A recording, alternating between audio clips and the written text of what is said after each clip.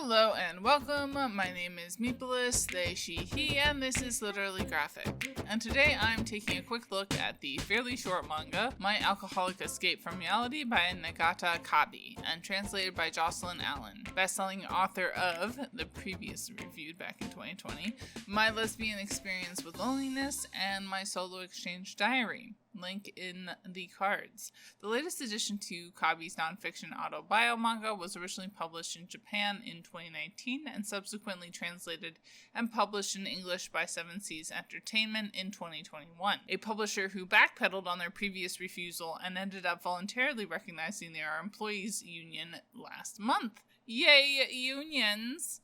This manga is rated older teen, and I would add content notes for problematic substance use, chaotic medical experience, and creative struggle. In this series, even more than most, I would recommend you pick up their previous creative work / watch my reviews of them to get a better idea of who Kabi is, as these brutally honest comics are the only window we have into Kabi's life. Keywords that came to mind reading this comic: hospitals, illness, ADHD, bodies, family, working artist, and living with yourself. Clicking over to Goodreads, the synopsis is, quote, an emotional new diary comic from Nagata Kabi, creator of My Lesbian Experience with Loneliness. Nagata Kabi's downward spiral is getting out of control and she can't stop drinking to soothe the ache of reality. After suffering from unbearable stomach pain, she goes to the hospital where she is diagnosed with pancreatitis and is immediately hospitalized. A new chapter unfolds in Nagata Kabi's life as she struggles to find her way back to reality and manga creation in the wake of her breakdown.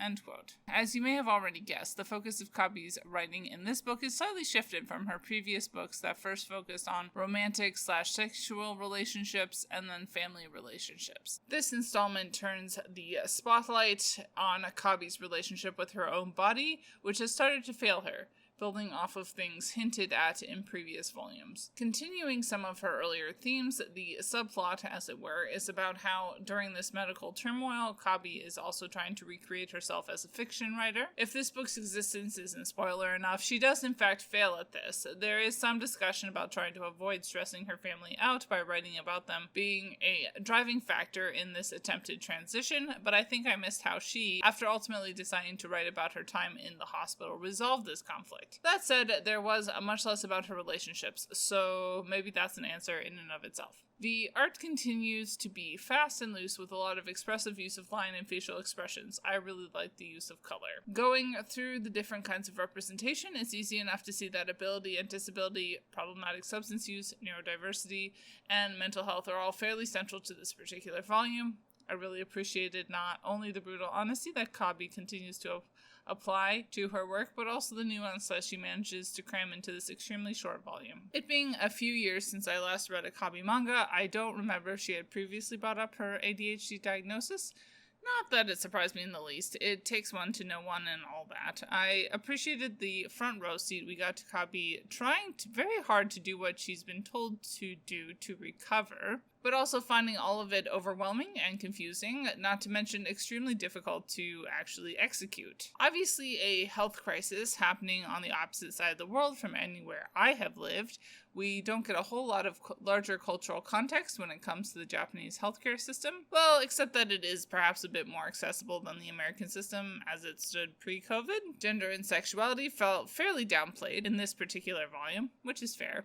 I certainly would hope that Kabi's hospital care would not be impacted by her being a lesbian. Class was hard to guess at because the seemingly matter-of-fact ease in which Kabi can access medical care, certainly a class marker in the States, is likely unremarkable in Japan. At least based off of what I've come across otherwise. Racial diversity was, again, not surprisingly, one note. To conclude, a really interesting addition to Kabi's story.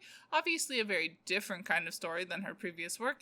It'll be interesting to pick up My Wandering Warrior Existence, which seems to be more like her previous volumes, and see how much has or has not changed. 4 stars. Bye y'all, keep reading and organized end capitalist depression. And Literally Graphic is created on land that should be given back to the traditional landholders, which in this case is, to my knowledge, the Mississaugas of the Credit First Nation, an Anishinaabe people, the Haudenosaunee Confederacy, and the Huron-Wendat Nation.